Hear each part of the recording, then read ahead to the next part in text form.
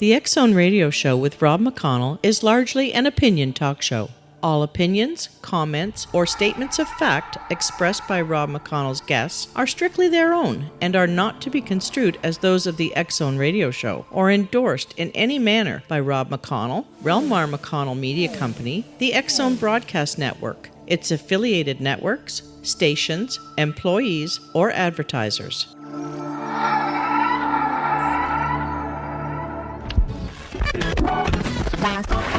All Hit Radio.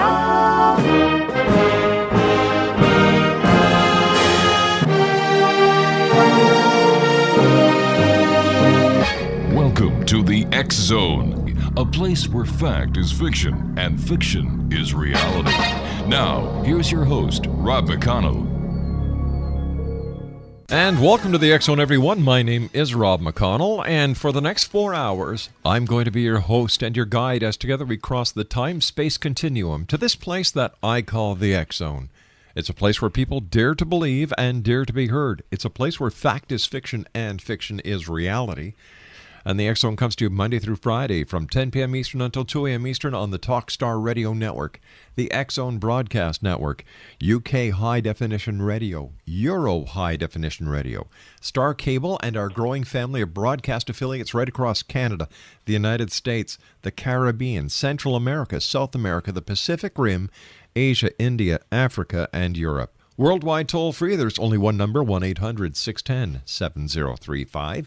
My email address is xzone@xzoneradiotv.com. On MSN Messenger, you can always chat with us here in our studios by typing in xzoneradiotv@hotmail.com and our website, www.xzoneradiotv.com. A couple of quick notices. The X Chronicles newspaper starts its international distribution this coming weekend. That's number one. Number two, the X Zone store is now reopened with plenty of new merchandise from the X Zone radio show, the X Zone TV show, and of course, our Paragators TV series. That's at www.xzonestore.com. X Zone Nation, my first guest tonight is, well, let me tell you a little bit about him first. His name is Dr. Lou Bordisso, and he is a former bishop. That's right. And we're going to be talking about, all right, Mother, are you sitting down? Sex in the priesthood. How common is it? Now, as difficult as it is for some Roman Catholics to comprehend, priests are men and very with needs, for relationships and sex. This could account for the surge in the number of gay, straight, and bisexual priests with live-in partners, anonymous sexual activity, and illegitimate children. And it may also explain why so many priests are conflicted with a new moral dilemma. Well, my guest this hour is former Bishop, the Most Reverend Lou Bordisso, a licensed marriage and family therapist for 25 years. He has surveyed priests from around the country to discover the why behind the increase in consensual sex in the priesthood. And the answer was fairly straightforward. I'm not going to answer that. I'm going to let my guest this hour, Dr. Lou Bordisso, answer that. And tell me, Doctor, what's the answer? Oh, hi, Rob. It's a pleasure to be with you today. Well, there's a lot of answers to the question as to why priests are having sex, but it's not something that's brand new. It's been going on for many, many years, and since the beginning of the church, and over time there's been censures from various popes and religious administrators and bishops that some have worked, some haven't. The sanctions have been very severe from time to time, and now we're seeing again a surge of wanting more honesty in the priesthood and in the church. I tell you, I wrote this book, and as a matter of fact, to tell the truth. I'm hoping to promote some more transparency and honesty in the church, because I think most Catholics are disgusted with the church's cover-ups, the veil of secrecy, and all the smoke screens that surrounding these public scandals that we can't miss in everyday media, in the newspaper, on TV. Sure. And so I offered these priests an opportunity, gay priests, straight priests, bisexual priests, to speak anonymously in their own voices without any fear of retaliation. And they were pretty clear about their sexual behaviors. So it's I think, a real eye-opener. And as you say, some Catholics might be offended, but at least it's a start talking about the anonymous sex and ongoing relationships that these priests are having. All right, Doctor, you and I have to take a 2-minute commercial break. When we come back, Exo Nation, we're going to be talking about, are you ready for this? Sex, Celibacy, and Priesthood. That's the name of the good doctor's new book, Sex, Celibacy, and Priesthood. His website is www.sexcelibacyandpriesthood.com. I'll be back on the other side of this break with Dr. Lou. Don't go away.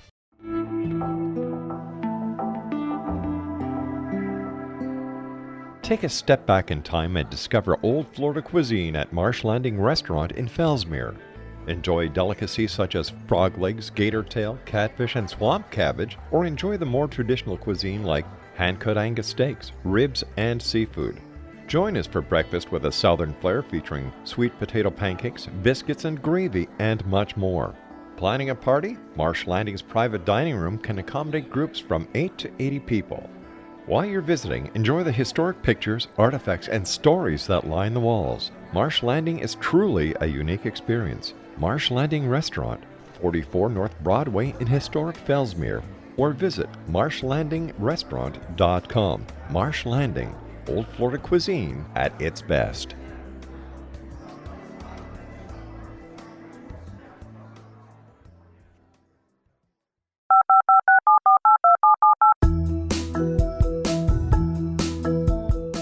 Did you know that when you're on the road with limited data or Wi-Fi, you can still listen to the X-Zone Radio Show with Rob McConnell, The Science of Magic with Gwilda Wiyaka, X-1, Dimension X, Space Patrol, and every minute of the X-Zone broadcast network by calling 213-401-0080, courtesy of Audio Now. No smartphone, app, or internet needed. It saves your data plan, and it's free if you have unlimited minutes. Call 213-401-0080 to listen on any phone, anytime, anywhere. Remember 213-401-0080 for the best of the paranormal, parapsychology, and sci-fi radio programming anywhere, 24/7, 365.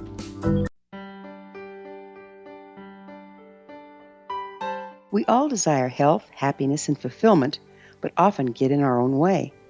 Repeated patterns that leave us out of control can keep us feeling powerless, frustrated, and unable to move forward in spite of our best efforts. Unconscious patterning disconnects us from our gifts, often destroying the very thing we seek. But there is an answer. We can take charge of our destiny and heal the trauma of our history. Shamanism is an effective ancient modality that can reconnect us with our true selves, empower the creation of our dreams, and return us to health and balance. Cody Alexander is a certified shamanic practitioner and teacher with 11 years' experience. Email healingpathways33@gmail.com or visit codyalexander.net to schedule a long-distance shamanic session today.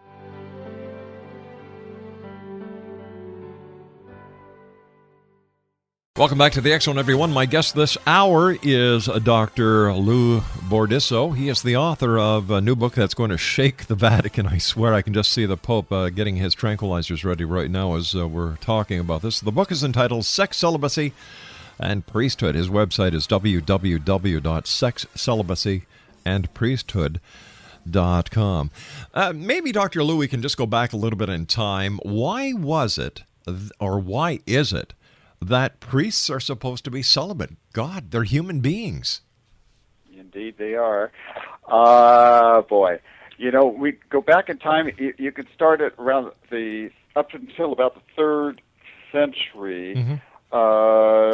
Celibacy was not an issue in the early church. Mm-hmm. Somewhere around between the 3rd and the 11th century, it was more on a regional basis where various communities were kind of popping up, and at local levels there were options for celibate chastity, specifically for people who were living in community.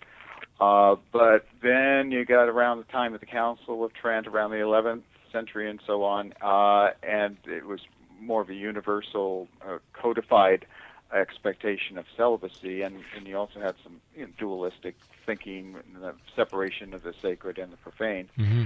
So it was really intended for people who had the charism or the gift of celibacy, who wanted to live in community, such as monks or Mm-hmm. nuns, which you get both in Christianity Sure. as well as in other major religions like Hinduism and Buddhism, for example.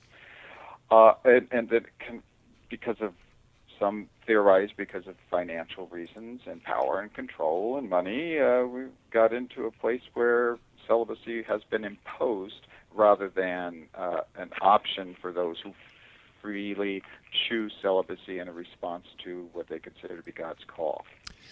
Now, how come in some religious philosophies, and I'm an Anglican, I was baptized a Roman Catholic, but then my mom got into an argument with the church, and we left that church, and then I was rechristened an Anglican. Yes. There are members of the clergy in the Anglican faith that are married, that are living in relationships. It seems more natural when you go to church. Now, please, I hope that I'm not going to offend any Catholics out there. This certainly isn't my goal by saying this, but it seems more natural to go to a church where someone is married and they can understand if there's any crisis within the marriage, how to better handle it, because they've got a better handle on it. Indeed, and in the Roman Catholic Church, Mm-hmm. I think that congregations are much more receptive to married deacons who Yeah. are ordained clergy when they're preaching, especially around sexuality, marriage, family issues, than they are of quote-unquote celibate priests. And we also have, by the way, unfortunately, is the more conservative end of the Anglican tradition coming over to the Roman Catholic side to find some refuge in their conservative agenda. But nevertheless, we do have married Episcopal priests coming to be Roman Catholic priests, and they are also ordained and have families and are being supported by the church. So it's in today's Roman Catholic Church, there are, in fact, married clergy. We have, obviously, deacons and newly accepted Episcopal priests. And I'm not so sure if there's Lutherans now that I'm thinking about it, but there may be a few Lutherans mingled in there. You say that most priests view celibacy as something imposed and unnatural. Can you elaborate on that, sir? Mm-hmm.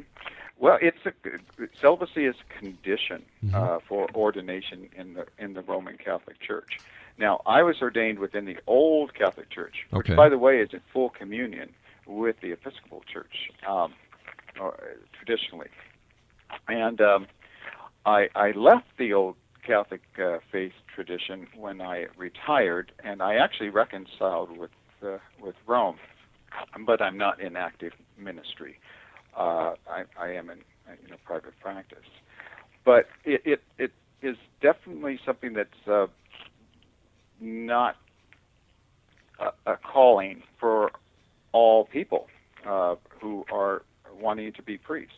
Now, I don't think there's a lack of vocations. I think that there's just a lack of creative thinking on the part of the Roman Catholic authorities. And we have women who want to be priests. Right. We have married priests who want to return to the priesthood and never got laicized. And we have also people who feel called to a true gift of celibacy and celibate chastity. It's just a matter of the church recognizing the vocations that are already there. I do not believe there is a vocations crisis. I think there are plenty of people waiting in the wings wanting to get into active ministry in the church, but the church is not willing to extend an invitation to those who are already married or other than deacons. Is this another way that the Catholic Church and other religious philosophies are trying to modernize themselves? Because it seems that the old doctrine isn't working with today's society. Yes, and I would say that the downside of imposed celibacy, as you say, is not working. Yeah. Imposed celibacy, unfortunately, has become a safe haven for men who enter the seminary who have unresolved sexual conflicts, or even a hiding place for seminarians and priests who have arrested psychosexual development. And so we have sexually immature men who are drawn to quote-unquote celibate priesthood, who want to deny their sexual feelings, and their sexual feelings comes out in negative ways, and they have sexual acting out, and it leads to all sorts of possible sexual violence, abuse, addictive sexual behaviors, or other, addictive behaviors like we're all aware of, at least this is talked about, alcoholism in the priesthood, or other substance abuse, gambling, or people who want to are addicted to work, right? Or perfectionists. So their denial of their sexuality and their sexual urges is coming out in all sorts of negative ways. When somebody enters the priesthood, are there any psychological profile examinations that they go through to see if they can live up to the reputation and the power that a priest actually wields in his community? There are. The screening has gotten much more intense since the scandals have come to light with consenting adults, as well as the whole pedophilia issue, which is a separate issue. But the screening is definitely there. What I would say the seminaries are still lacking in this regard is an open and honest discussion while a person is in formation about sexuality and sexual orientation, because there's still the fear of retribution or retaliation if you talk openly in the seminaries or in houses of formation. Rarely, if at all, do seminaries or formation programs. Some scholars have actually surveyed in a systematic way all seminaries in the United States, and there are no classes in the virtues and values of healthy celibate living. Absolutely none. Now, there are some classes in some seminaries on sexuality, human sexuality in general, and homosexuality in particular, so that they can teach the formal and official disciplines of the Roman Catholic Church in the seminaries. But for individuals to discuss this in a seminary program with other seminarians or with the staff or authority figures is really putting themselves at risk of not getting ordained. So therefore you have this culture of duplicity and deceit and dishonesty, and it's this don't ask, don't tell type of situation. Has there been any comment from His Holiness or members of his Vatican staff when it comes to, the release of celibacy within the Roman Catholic Church? Yes, and it comes down on the side of the traditional understanding of celibacy. This Pope in particular, and John Paul before him, the second, have been very, very staunch about retaining the traditional understanding of celibacy within the Church, and they seemingly do not want to budge on this issue. Nor do they want to have any discussions around women clergy. But those are two issues that are non-negotiables with this particular Pope. But that's not to say things can't change. Yeah, exactly. This is not a dogma of the Roman Catholic Church. It's a simple practice and discipline that was instituted around the 11th century, and it can change as other things have. I mean, Roman Catholics are familiar with not being able to eat meat on Fridays, for example, and for years on end, for centuries on end, and then what happens? Things have changed. That's a discipline. That's not a dogma in the church. So just as that has changed, although it's obviously a different example, celibacy in the church and the practices and disciplines of celibacy in the church can move forward. It doesn't have to remain as static as it is. You and I have to take another break, Doctor. We'll be back on the other side of the news. X-Zone Nation, a very interesting conversation with a very interesting man. He's the author of Sex, Celibacy, and Priesthood. His name is Dr. Lou Bordisso. He is a former bishop, and his website is www.sexcelibacyandpriesthood.com. That's www.sexcelibacyandpriesthood.com. Once again, the name of the book is the name of his website, Sex, Celibacy, and Priesthood. I'll be back on the other side of the news with some fine words from our sponsors, with our good guest this hour, Dr. Lou, as we continue from our studios in Hamilton, Ontario, Canada. My name is Rob McConnell. This is the X-Zone. Don't go away. This is the X-Zone Broadcast Network, broadcasting worldwide on broadcast affiliates and satellite program providers, including CNN Broadcast Network, Sirius Satellite Network, Star Media, Good News Radio Network, Angel Broadcast Network, Wiki Broadcast Network, and WPBN TV. For more information on the X-Zone Broadcast Network, visit us at www.xzbn.net.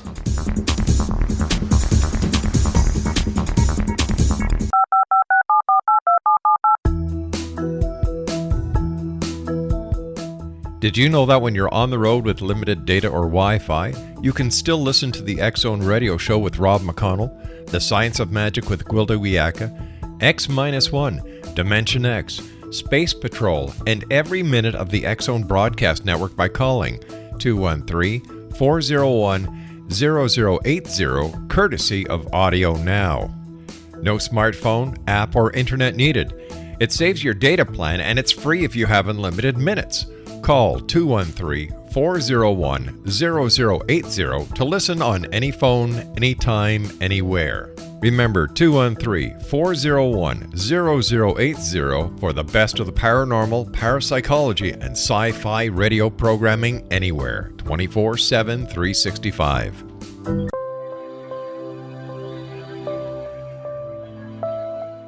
There's a legend shared by many indigenous cultures of a time when the nations were cast to the four corners of the world.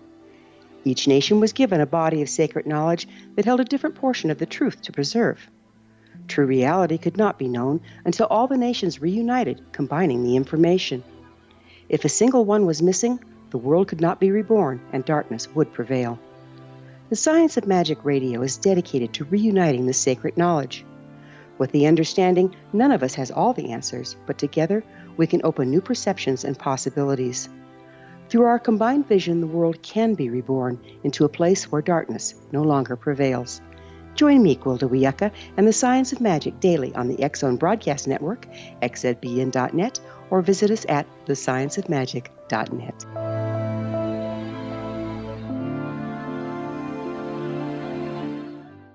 Well, I've got to tell you something, X-Zone Nation. Burton Cummings should meet our guest this hour, Dr. Lou Bordisso. He is a former bishop, and we're talking about Dr. Lou's new book entitled Sex, Celibacy, and Priesthood. His website is www.sexcelibacyandpriesthood.com, and that's andpriesthood.com. And his book is available online at Amazon and Barnes & Noble. 1-800-610-7035, worldwide toll-free. Email xzone@xzoneradiotv.com, and on MSN Messenger, xzoneradiotv@hotmail.com. Dr. Lou, where does it say in the Bible that a priest must be celibate? Well, it doesn't. This is more of a tradition and a discipline within the church, at least the Roman Catholic Church. Traditional or Orthodox churches have optional celibacy, and you'll find celibate chastity as a virtue among most major world religions. So it's pretty consistent worldwide as a virtue, as long as it's a freely chosen response to an invitation by God to live a celibate, chaste lifestyle, and it's not something that's mandated or imposed. But you're not going to find it in the Bible. Okay, if it's the person's own will and his choice that he believes is given to him by God to be celibate, and he's allowed to become a priest, why is it then that those who have not received the celibacy anointment from God are rejected or discriminated against becoming priests? It's in my opinion, over the course of history in the church,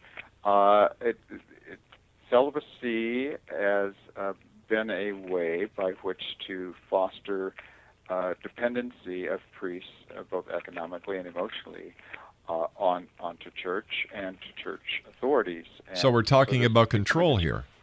Control and power and abuse of power. Indeed, we are. So can we actually then compare the way the church is looking at celibacy towards their clergy by keeping them dependent on the church as a form of abuse that we would see in a relationship where a husband controls a wife using the same kind of power, or a wife controls a husband? We can, but we have also some cooperation by the person who's being abused, in that there's rewards for those people who cooperate with this unhealthy system. It almost sounds like a Helsinki syndrome. Indeed. Yeah. What are the rewards, sir? Moving up through the clerical system and getting rewards with promotions and advances of becoming, say, a Monsignor or auxiliary bishop, becoming a bishop. As long as you don't ask and don't tell, then you are one of the good old boys who is freely given the gifts of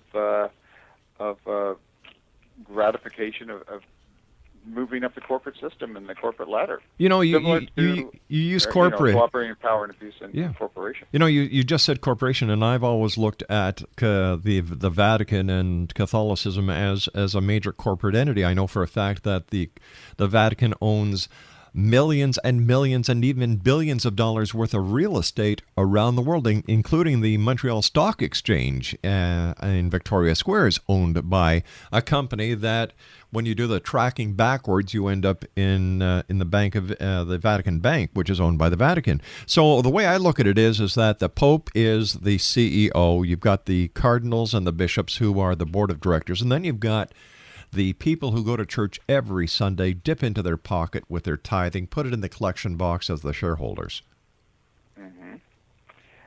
Yes, that is a reality, and I'm not so sure. Some people would describe this, corporate body as having a little more power and control at the local level from the top down, but that's not always the case. There's a lot of protections for, and in fact, that's one of the reasons it's so difficult under canon law to get some of these abusive priests out of positions of authority as, say, a pastor in a local parish. Why is it that canon law supersedes criminal law? The church has always seen itself, traditionally at least, as being more authentic, more genuine, if you will, than secular society. And so it sees itself in many ways as being not necessarily above the law, but better than civil law. Has it come the time when society has outgrown the church, and there is no place in society for an organization like the Vatican and the millions and billions of dollars that it has accumulated and amassed over the years? Well, I wouldn't go so far as to say we've outgrown the church, because it depends on, of course, how we're defining church. I would define church as the body of Christ and Right. the people of God. Yes. So I don't necessarily, based on that definition, think we've outgrown the church. I think agree- we've I agree with outgrown you there. A model of church Right. that's abusive. Yeah. Just like I believe the Second Amendment has been outgrown, because when the Second Amendment was written, the weapon of the day was a muzzle-loading, gun, and not the AK-15 or AR-15 that are being used today in shootings like the one in Aurora, Colorado.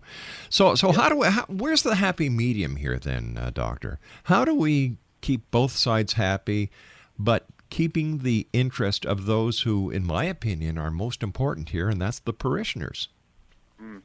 Well, first of all, we'd need to have, I think, a transparent church.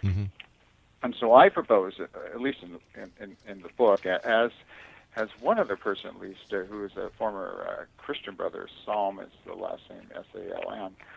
But I go a little further in my book, and it's about the only time in the book that I actually offer my own voice and my own opinion. Otherwise, I remain silent unless the priest's voice speak for themselves. Right. But I propose that the church base its definition of celibacy and practice of celibacy not on the ideal of sexual abstinence, which is the traditional understanding of celibacy, but a model that is inclusive of all sorts of places a person might be in their journey of celibacy. So I would embrace the reality rather than the ideal, and view celibacy as what I would like to call progressive celibacy, as a person is in formation, or a priest who may have denied or repressed or suppressed his sexual orientation, and it's only now as an adult trying to mature and become a more healthy person, is discovering who he is sexually. So this model would include, the traditional understanding, but also those people who are occasionally going to be having a sexual encounter in order to move toward fidelity to their celibate vow. And also, on the other end of the continuum, those who are having ongoing sex. Hopefully, they'll choose that a road that will lead them out of the priesthood if they're not living their life of fidelity to the vows. But some fellows aren't going to do that. The reality is they're going to stay and they're going to continue to have anonymous sex, or go to bathhouses or movie theaters, massage parlors, phone sex, Choir whatever boys, it might be, yeah. internet. Yeah. So I'm saying is let's base this on the reality rather than the ideal, and that way at least we can have a little more honesty and transparency. Let's get them out of the closet. Yes, all sorts of people out Yeah. of the closet. Just not just the gay priest. No. That wasn't directed at anyone's sexual Right. orientation. But the way what I see, sir, and what I believe your book is trying to get across is that we need to get all this clear. As you said, we need transparency when it comes to the going-ons, and because I'm sure this must play heavy on the members of the clergy who are doing this behind closed doors or in a closet. It must be doing something to them psychologically. I know they're getting a physical thrill out of it, but I mean psychologically. Right. Well, there's a saying in Alcoholics Anonymous. I used to go to a lot of codependent anonymous groups, and there's a saying in 12-step programs in general that we're as sick as our secrets. Yes. And so, emotionally, we become unhealthy the more secrets that we keep. The more honest and transparent we can become, the more truthful we can become. the healthier we are. And so that is my hope in general for the church, that we move from being a sick church to a healthier church, and the same thing with individual priests, that emotionally become more mature and more healthy as a result of not keeping these secrets and living double lifestyles. Let me ask you this, sir.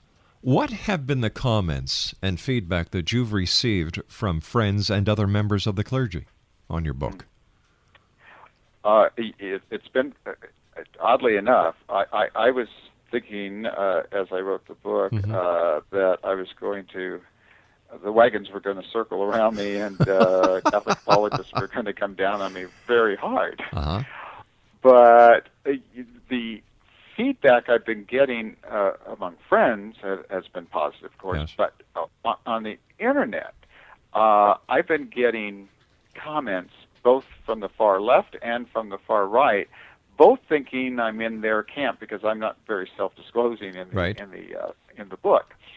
So they're making assumptions because the book is written in such a way that you can pretty much assume that I would be in either camp.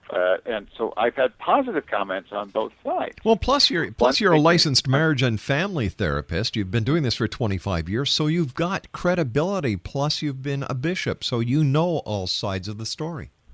Right. And I, by the way, I understand in some ways, and I might be in the minority of this, how some of the bishops might be offering some plausible deniability at the corporate level for legal reasons. I used to sit on a school board locally, and when teachers would get into trouble for various reasons, the board itself in a private charter school would circle the wagons and have plausible deniability until it was time to disclose information to the general public because of legal consequences and financial consequences to the school.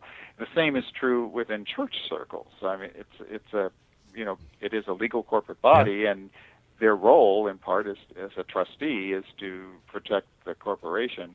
Sometimes, and unfortunately, that's at the expense of the victims, and that would go for schools as well, by the way, or any corporate. But in this case here, there's no such thing as a shareholders meeting. And you can't bounce out the members of the board of directors or have the CEO booted out either. Yeah, that is a primary difference between, say, a charter school board of trustees, or this is appointed, and there's the old boys network, and they reinforce one another. So I totally agree with you. Doctor, please stand by. You and I have to take our final break. X-Zone Nation, here is the website, www.sexcelibacyandpriesthood.com. My guest this hour is Dr. Lou, I'm going to spell his name so you can Google it, Bordisso. That's Dr. Lou Bordisso. And he's the author of Sex, Celibacy, and Priesthood. It's available at Amazon and Barnes & Noble online, and a number of brick-and-mortar stores are selling it as well. Once again, the name of the book, Sex, Celibacy, and Priesthood. The website, www.sexcelibacyandpriesthood.com. And the good doctor and I will be back on the other side of this commercial break here on the X-Zone as we come to you from our studios in Hamilton, Ontario, Canada. Just a reminder that the X-Chronicles newspaper starts its international distribution this coming Sunday. And for those of you who have just signed on and are taking our subscription, thank you very much for joining us. We've been publishing the X-Chronicles newspaper now for 20 years monthly. Wow. And we are the world's only paranormal parapsychology newspaper. www.xchronicles-newspaper.com/newspaperstand.htm. This is the X-Zone Broadcast Network, broadcasting worldwide on broadcast affiliates and satellite program providers, including CNN Broadcast Network, Sirius Satellite Network, Star Media, Good News Radio Network, Angel Broadcast Network, Wiki Broadcast Network, and WPBN TV. For more information on the X-Zone Broadcast Network, visit us at www.xzbn.net. xzbn.net.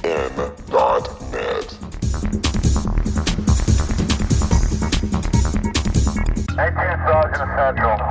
19 Sergeant, check. Officers on the scene. Hi, I'm Larry Lawson, host of Paranormal Stakeout. With over 36 years in law enforcement, I have learned a few things. The most important is the proper gathering and preservation of evidence is vital to putting the bad guy behind bars. It's no different in the world of paranormal investigation. Whether it's the search for the afterlife, cryptozoology, UFOs, and extraterrestrials, how we gather the evidence, preserve that evidence, and present it to a jury of our peers will make the ultimate difference in proving the existence of worlds and entities that are beyond our imagination. Join me, Larry Lawson, every week on Paranormal Stakeout when, along with my guests, we'll take a journey to prove with indisputable evidence what man has struggled to believe for centuries. Go to xzbn.net for the broadcast schedule and check me out at paranormalstakeout.com.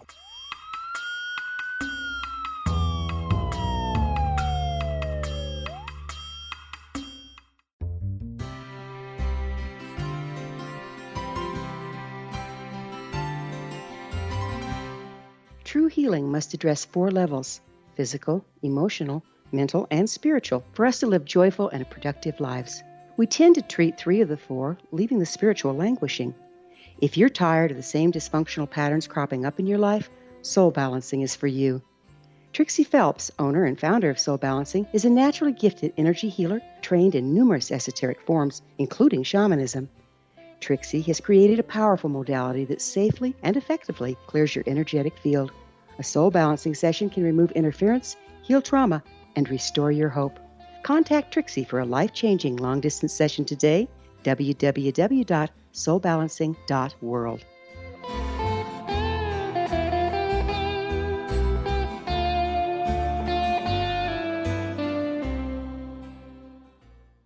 Welcome back, everyone. Dr. Lou Bordisso is our special guest. He's the author of Sex, Celibacy, and Priesthood. His website is www.sexcelibacyandpriesthood.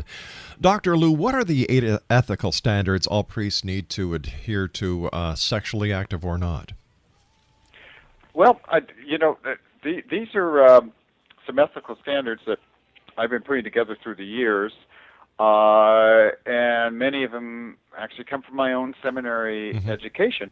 But number one, priests need to respect professional boundaries.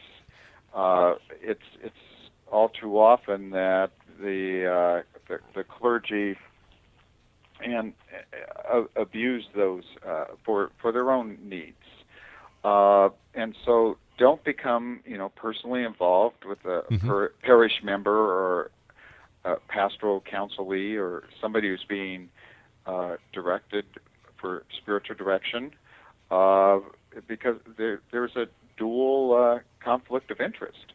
Number 2 is, I would say, don't foster a dependent relationship, but cultivate independence and autonomy on the part of parishioners. Third is to avoid living a life of duplicity and deceit, all of which we've talked about. I would avoid personal interests overcoming the interest of those being served. Avoid exceeding professional competency levels, which I see often. I certainly did as bishop. 6, don't engage in professional behavior when we're ill-prepared or have little training in, and I unfortunately that's all too rampant. And the one that I try to live by, and I promote it with the clergy that I oversaw, is not to impose our personal beliefs or the beliefs of the church or the values of the church or spirituality onto the people of God. Propose, but don't impose. And too often we see church folks imposing beliefs as a way of power and control, or a means of power and control, rather than proposing church disciplines or values. And number 8 is always maintain, of course, professional confidentiality in pastoral care and spiritual direction. And sometimes that has been breached. I know that in Roman Catholic circles, at least the seal of confession is respected, and it still has a high value. Right. But in some circles, you do see this breach of confidentiality. Wow. Well, Doctor, I want to thank you ever so much for joining us. I wish you much success with your book. I, for one, am thrilled that this book has come out because I think it is well overdue, and my hat is off to you, sir, and I would love to have the opportunity of speaking with you again in the future. Well, I'd be more than happy to, and I very much enjoyed speaking with you today. Doctor, take care of yourself, and once again, congratulations on a great book. X-Zone Nation, my guest this hour has been Dr. Lou Bordisso. His website is www.sexcelibacyandpriesthood.com, and that's the name of his book, Sex, Celibacy, and Priesthood. I'll be back on the other side of this commercial break with the news at 6.5 minutes past the top of the hour as the X-Zone continues from our studios in Hamilton, Ontario, Canada. My name is Rob McConnell. Don't go away.